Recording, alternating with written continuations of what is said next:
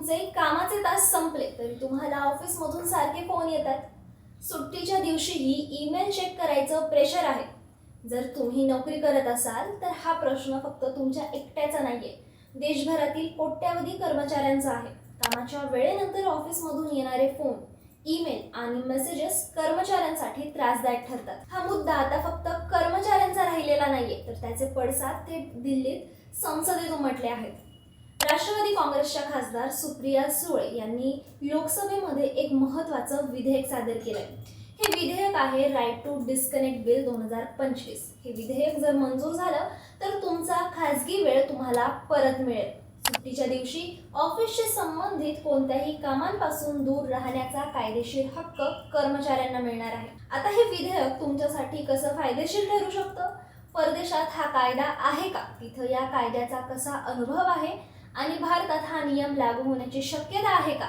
जाणून घेऊयात या संदर्भातली सविस्तर बातमी. नमस्कार, मी श्रुती आणि तुम्ही पाहतात थोडक्यात. सुप्रिया सुळे यांनी सादर केलेलं हे खासगी सदस्य विधेयक कर्मचाऱ्यांच्या प्रोफेशनल जीवन आणि वैयक्तिक आयुष्य यांच्यात संतुलन राखण्यासाठी एक मोठं पाऊल ठरू शकतं.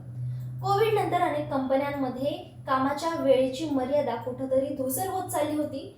वर्क फ्रॉम होममुळे तर कर्मचारी सतत कामाच्या कक्षेत अडकले होते आणि याचा थेट परिणाम त्यांच्या मानसिक आरोग्यावर होत होता. कर्मचारी थकवा आणि डिप्रेशनचे बळी ठरत होते.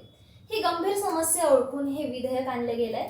या बिलातील मुख्य तरतूद कर्मचाऱ्यांच्या बाजूने आहे. यातील सर्वात मोठी आणि महत्त्वाची तरतूद म्हणजे कामाच्या वेळेनंतर कर्मचाऱ्यांवर कामाशी जोडलेल्या कॉल्स किंवा मेसेजेसला उत्तर देण्याचं कोणतंही बंधन नसणार आहे.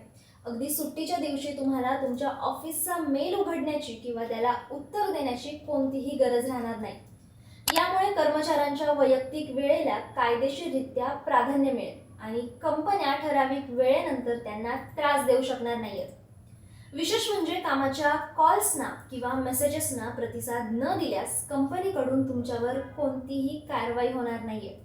याची स्पष्ट तरतूद या बिलामध्ये करण्यात आलेली आहे. या कायद्याच्या अंमलबजावणीसाठी, देखरेखीसाठी आणि हक्कांच्या संरक्षणासाठी एक विशेष कर्मचारी कल्याण प्राधिकरण स्थापन करण्याची शिफारस या विधेयकामध्ये आहे. जर कंपन्यांनी या नियमांचं उल्लंघन केलं आणि वारंवार कर्मचाऱ्यांना कामाच्या वेळेनंतर त्रास दिला तर त्यांना कर्मचाऱ्यांच्या एकूण पगाराच्या 1% दंड आकारण्यात येईल. अशी ठोस तरतूदही यामध्ये करण्यात आलेली आहे. तर जगात अनेक देशांनी यापूर्वीच हा महत्त्वाचा हक्क कर्मचाऱ्यांना दिलाय. फ्रान्सने 2017 मध्ये राईट टू डिस्कनेक्ट कायदा लागू केलाय. ज्या कंपनीत 50हून अधिक कर्मचारी काम करतात त्या कंपन्यांसाठी हा कायदा बंधनकारक आहे. या कायद्यानुसार कामाच्या वेळेनंतर ईमेल आणि कॉलला उत्तर देणं आवश्यक नाहीये. स्पेनमध्ये 2021 मध्ये हा नियम लागू झालाय, ज्यात कामाच्या वेळेनंतर कर्मचाऱ्यांना मोबाईल, ईमेल आणि मेसेजेस पासून पूर्णपणे दूर राहण्याचा हक्क दिलाय. त्यामुळे त्यांच्या वैयक्तिक आयुष्यालाही कायदेशीर संरक्षण मिळतंय. तसंच बेल्जियममध्ये सुरुवातीला सरकारी कर्मचाऱ्यांसाठी सुरू केलेला हा कायदा होता, पण आता 20 किंवा त्याहून अधिक कर्मचाऱ्यांच्या खासगी कंपन्यांवरही हा कायदा लागू करण्यात आलाय. आणि याचा थेट उद्देश ऑफिस नंतर कर्मचाऱ्यांना मानसिक विश्रांतीचा अधिकार देणं हा आहे. पोर्तुगालमध्ये हा कायदा राईट टू रेस्ट म्हणून ओळखला जातो.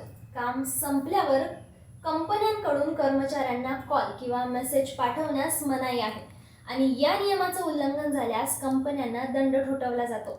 यामुळे कर्मचारी कुटुंब आणि वैयक्तिक वेळेला प्राधान्य देतात, ज्याचा फायदा त्यांच्या आरोग्य आणि कार्यक्षमतेवर होतो.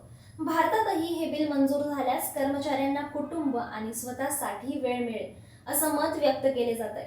सध्या हे खासगी सदस्य विधेयक असल्यानं सरकारची अधिकृत प्रतिक्रिया येण्याची वाट पाहावी लागणार आहे.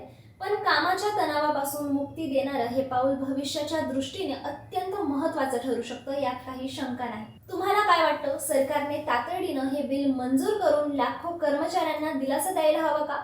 तुमचं मत आम्हाला कमेंटमध्ये नक्की सांगा. ही बातमी इतरांना नक्की शेअर करा आणि अशाच बातम्यांसाठी आमच्या चॅनलला सबस्क्राईब नक्की करा.